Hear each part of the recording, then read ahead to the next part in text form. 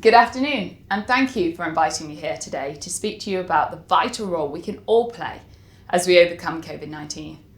I regret that we cannot be together today, and that instead we're once again speaking through screens in a manner that's become all too familiar to us by now. This pandemic really has forced us to adapt, and adapt fast in order to keep students learning during this historic and challenging pandemic. So I want to start by thanking everyone once again across our universities and higher education institutions for all that you've done over the last year. And with our fantastic vaccine rollout, we see now the light at the end of the tunnel. But one thing's for sure, levelling up Britain cannot wait. We need to double down on eliminating equality gaps in higher education. Those of you that know me will know just how passionate I am about social mobility. And COVID-19 certainly hasn't diluted this one bit. I want to be clear that as Universities Minister, this is my top priority. And that means making sure that access and participation in higher education is open to all who have the ability and the desire. It means making sure that those who grow up in the most disadvantaged households have the same opportunities to go to university as their peers and to succeed when they're there. It also means that they should be able to study courses with good graduate outcomes and complete those courses. And that is why when I first heard of TASO, I was truly excited to hear about the evidence it's been gathering to bolster these efforts. I support TASO's mission to develop that strong evidence around effective approaches to access and for students to succeed and progress to good quality employment and further study. Because we all know that evidence-led policy and practice in university access and successful participation is at the very heart of levelling up and providing equality of opportunity.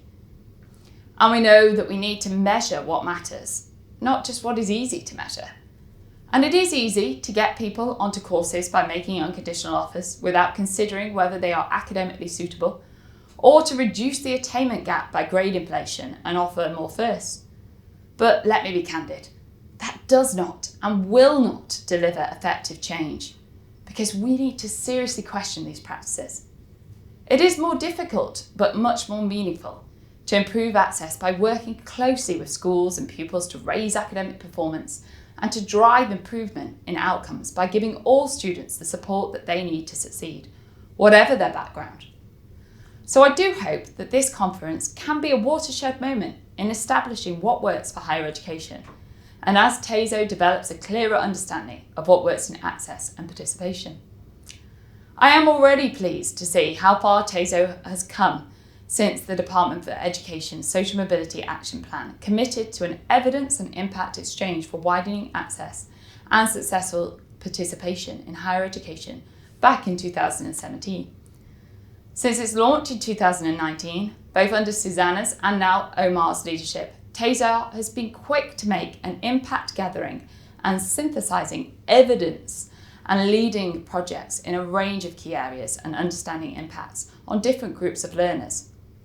I know from speaking to Vice-Chancellors just how valuable this work is already proving, and that the good practice is being shared around the sector. Many of you will know that I was the first in my own family to go to university, so I do know firsthand how it can change lives, because it changed mine. So my mission is to bring about real social mobility, and this is shared across the government. And with the sector, we want to enable every person with the potential to fulfil that potential. To do so, we must together ensure that work on access and participation focuses on delivering real social mobility. We need to equip students with the tools they need to make the right choices for them and their futures, including making sure that they can get onto and succeed in high quality courses that are valued by employers. Because the hard truth is that at times some students are tempted onto courses that offer them virtually nothing come graduation. The fact is that at times some students will pay thousands of pounds for a degree that leads them virtually nowhere. And we need to guard against encouraging more students onto courses which do not provide good graduate outcomes, because it is self-evident that this does not provide real social mobility and serves only to entrench inequality. It will be obvious to those listening today that there is a direct link between success at university and prior attainment at school. And that is why our schools reform are raising standards of attainment for all and why we are asking universities to take on a more direct role in helping us to raise attainment in schools. But our work does not just stop with schools. We need to develop a society where training, retraining and learning throughout your life is second nature. We all need to stop thinking about education as something that you tick off and move on from, and start thinking about it as something that we can draw on throughout our lives. There's been a need to do this for a long time before COVID-19, because we all know that there are long-term structural issues. And that's why the Prime Minister has announced plans to introduce a lifelong learning loan entitlement as part of the Lifetime Skills Guarantee. And this will give people the opportunity to train, to retrain and to upskill throughout their lives to respond to the changing skills needs and employment patterns. It will have a massive transformative impact on post-18 study, delivering greater parity between further and higher education. And it'll do what it says on the tin. Introduced from 2025, the lifelong loan entitlement will provide individuals with a loan entitlement to the equivalent of 4 years of post-18 education to use over their lifetime. These steps will make it easier for students to navigate the options available, create a more streamlined funding system, and encourage provision to better meet the needs of people, employers, and the economy. Flexibility is the name of the game, and it will continue to be so as the future unfolds. And that is why it's been so important for people to be able to develop new life-changing skills as the economy changes. Equally important, though, is giving people the flexibility to study when they want and how they want. And this new loan entitlement means people can space out their studies, transfer credits between FE and HE institutions, and take up more part-time study. As part of the pathway towards the lifelong loan entitlement, we will stimulate the provision of high-quality, higher technical education and introduce pilots to incentivise more flexible and modular provision. We will consult on the details and the scope of the lifelong loan entitlement this year to make sure that it works as effectively as possible. And where necessary, we will put forward legislation this Parliament.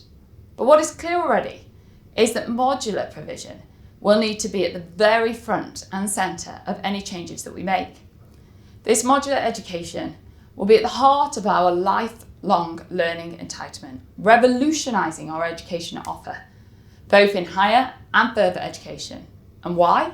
Because we need a real alternative to the traditional 3-year degree that remains out of the grasp of far too many.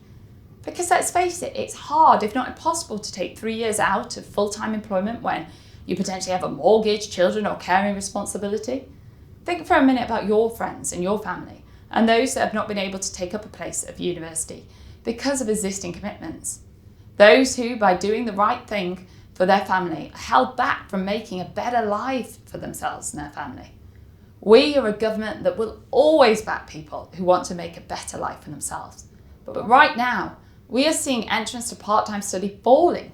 The number of entrants to part-time study at English higher education providers fell steeply after 2012 and continued to decline at a slower pace.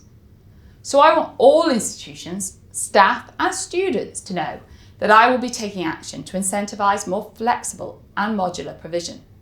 From 2022, we will be trialling loan-funded access to tuition fees for certain modules at a number of institutions across England.